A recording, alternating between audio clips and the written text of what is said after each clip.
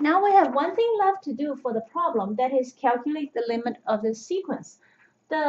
We already know the limit exists, and that's extremely important to know. If you don't know that the limit even exists, you can calculate, and you might even crank out some kind of answer, but it could be all garbage. It's very important that you prove first that the limit even exists, because otherwise anything you calculate is you have no idea if it's worthless or not. But anyway, so right now we do know the limit exists because we proved the first two conditions. So let's figure out what the limit is. Let the limit be, so we'll call it, so let the limit of this sequence, xn, we'll call it L. Now remember that the xn is an increasing sequence. In other words, on the number line, you have L here, okay? And then the xn's, there's xn, and there is xn plus 1.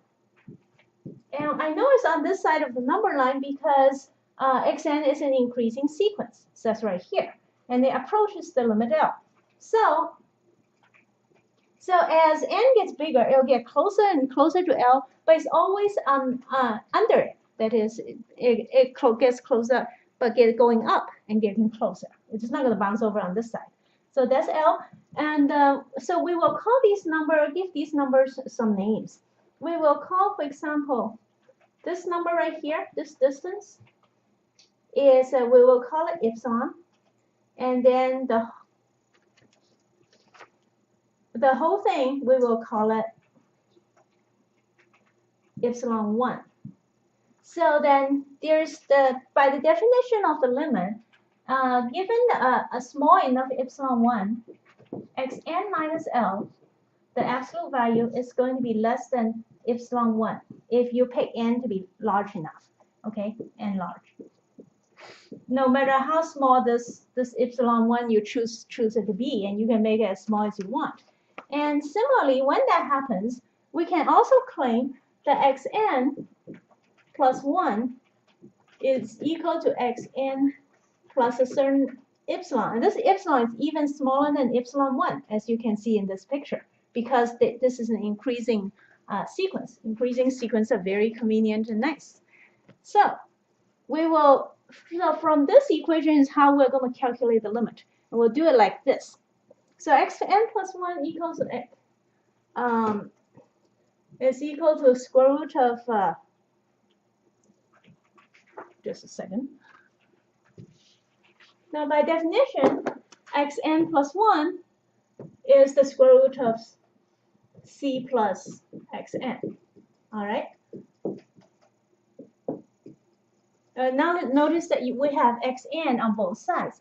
Now how is that going to help us calculate the limit? Remember, as the n gets large, xn approaches the limit very, very closely within a very small error margin. And the error margin can be controlled as much as you want. In other words, you can have it within a billionth of L or a trillionth of L if you want it, anything you want. So that's why calculating what xn is will help us calculate what the limit is.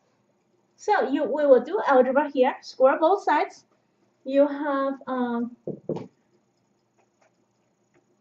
xn squared plus 2 epsilon xn plus epsilon squared, and you keep doing, and then this is c plus xn. And then put everything on the same side, we get xn squared, let's see, minus xn, we'll put everything on this side. Well, anyway, xn squared minus xn, and then minus c minus delta equals to 0. Now, what is delta? Delta is anything that has epsilon in it. So delta equals to 2, this stuff right here. This is delta. Delta equals 2 epsilon xn plus epsilon squared.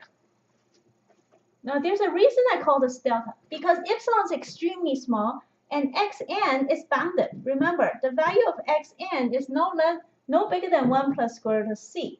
So you have a constant, you have a value that's bounded, and you have an extremely small value next to it.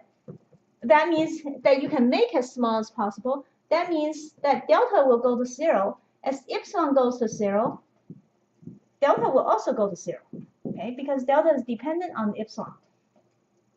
And xn cannot hold the value because xn is bounded. So from that, we will now do something called the quadratic formula. So xn equals to resetting quadratic formula from good old algebra. You have minus b plus or minus b squared minus 4ac over 2a. So that's that.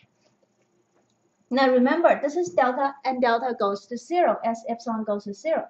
That means the limit as n, so as n goes to infinity, the limit will be equal to xn. You can ignore delta because delta is extremely small. Okay, delta is just this thing, and it's getting incrementally small. So the limit is eventually then the limit is 1. Just ignore delta, 1 plus 4c, ignoring delta, over 2. And that will be the limit of anything in that form.